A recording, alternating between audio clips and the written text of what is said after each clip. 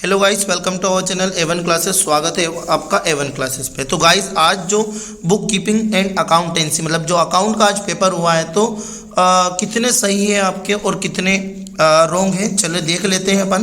Paper थोड़ा moderate था, ऐसा नहीं कि पूरा इजी था, है ना। पेपर अच्छा था, अच्छे बच्चों के लिए तो बहुत ज़्यादा इजी था, ठीक है। और जो मॉडरेट थे, जो बच्चे के हाँ ठीक है, उनके लिए थोड़ा सा ये डिफ़िकल्ट टाइप था। तो चलिए देख लेते हैं इसके। और मेरे पास एक सेट डी है ना, तो देख लेते हैं पहले कौन कौन सी चीज़ें आती है। तो सेट डी में सबसे पहले आता है रिक्त स्थान। तो भाई रिक्त स्थान में सबसे पहले अपन देख लीजिए कि सभी साझेदार है ना संयुक्त रूप से साझेदार कहलाते हैं, ठीक है। जो सभी साझेदार होते हैं संयुक्त रूप से साझेदार ही कहलाते हैं। और सेकंड वाला है त्याग अनुपात सदैव प्राप्ति अनुपात के विपरीत या उल्टा होता है, या तो विपरीत होता है और या फिर उल्टा होता है। थर्ड वाला आई होप आप लोगों के सही निकल रहे होंगे। मृतक साझेदार को देय राशि है ना कार्यपालक को दी जाती है, कार्यपालक को दी जाती है, या फिर मतलब जो हमारा अकाउंट रहता है भाई, जो इसके बाद उसको मतलब अचानक डेथ हो जाती है, तो उसके बाद जो भी उत्तराधिकारी होता है उसको दी जाती है, जो कानूनी तौर पर, ठीक है, वो भी लिख सकते हैं अपन। फोर्थ नंबर पे किसी साझेदार के सेवानिवृत्त होने या मृत्यु होने पर एक साझेदारी फर्म के पुनर्गठन की आवश्यकता होती है, तो इसमें जाएगा रिक्त स्थान में पुनर्गठन। और पांचवें वाले में जाएगा कंपनी का प्रविवरण जारी करने की जरूरत नहीं होती है, तो निजी कंपनी का क्या होता है, निजी कंपनी, तो इसमें जाएगा निजी। और ऋण पत्र कंपनी द्वारा लिए गए है ना दीर्घकालीन ऋण को दर्शाता है, दीर्घकालीन, ठीक है, तो इसमें जाएगा दीर्घ। चलिए नेक्स्ट सत्य सत्य देख लेते हैं। सत्य सत्य हमारे कौन कौन से सही है आप लोगों के और कौन से गलत है। साझेदारी संलेख बनाना अनिवार्य है, तो ये रॉन्ग आंसर है, असत्य है ना। और पुनर्मूल्यांकन खाता एक वस्तुगत खाता है, तो ये असत्य है ना। और अंश दो प्रकार के होते हैं, बिल्कुल सत्य है। ऋण पत्रधारी कंपनी के स्वामी होते हैं, नहीं होते हैं, है ना, असत्य है। और परिसंपत्तियों का क्रय निवेश क्रियाकलाप होता है, बिल्कुल सही है। और वित्तीय विवरण एक निश्चित तिथि को बनाए जाते हैं, नहीं बनाए जाते हैं निश्चित तिथि में। तो आई होप आप लोगों के पांचों सही होंगे। चलिए देख लेते हैं, 5 नहीं 6 थे इसमें। सही ऐसा अब जोड़ देख लेते हैं सही जोड़ी। तो सही जोड़े में पहले में आ जाएगा क्री की, है ना, क्रय की गई ख्याति, तो इसका जाएगा संपत्ति के रूप में दर्शाएंगे, है ना, मतलब क्रय की गई ख्याति को संपत्ति के रूप में दर्शाएंगे। और सेकंड नंबर पे अर्जित ख्याति, तो भाई अर्जित ख्याति क्या होती है, संपत्ति के रूप में नहीं दर्शाएंगे।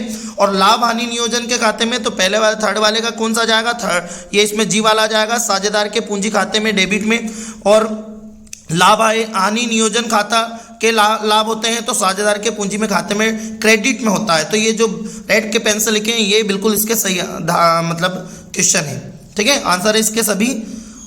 और अंशधारक, पांचवा अंशधारक में आ जाएगा कंपनी के स्वामी होते हैं। निश्चित दर प्रतिफल, निश्चित दर प्रतिफल तो पूर्वाधिकार अंश होता है, और अनिश्चित प्रतिफल होता है समता अंश होता है। क्या होता है, समता अंश।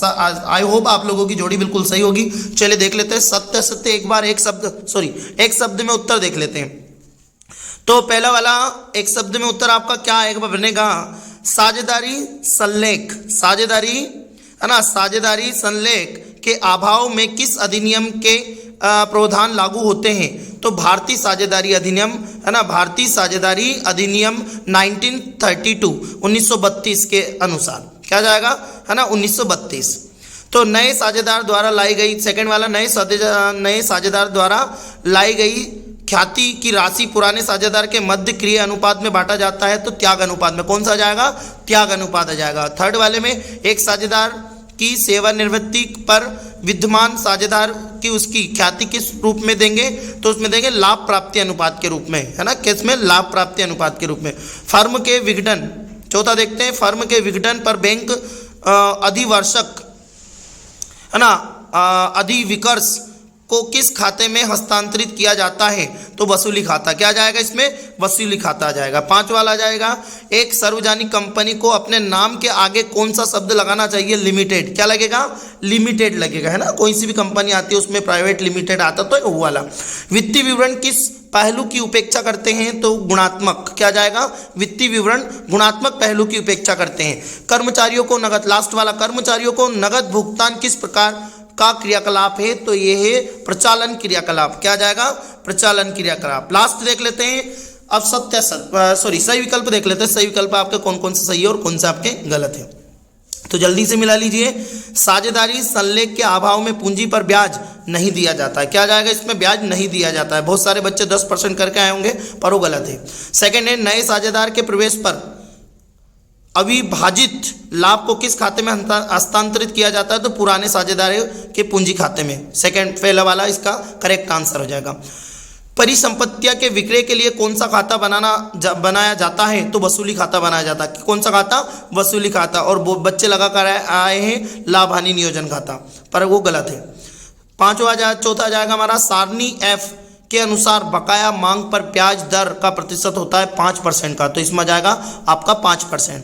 कंपनी का तुलन पत्र भारतीय कंपनी अधिनियम 2013 की किस अनुसूची के अनुसार बनाया गया था? तो अनुसूची 3 के द्वारा बना हुआ था। और रोकड़ प्रवाह विवरण किससे संबंधित है? तो लेखा मानक, है ना, लेखा मानक 3 से संबंधित है। आई होप आप लोगों के ऑब्जेक्ट बिल्कुल सही निकले होंगे पूरे के पूरे, और क्वेश्चन भी इसके सारे इजी आए थे। आई होप आप लोगों का पेपर बहुत अच्छा गया है। ठीक है, चले मिलते हैं नए वीडियो में अगले पेपर के साथ।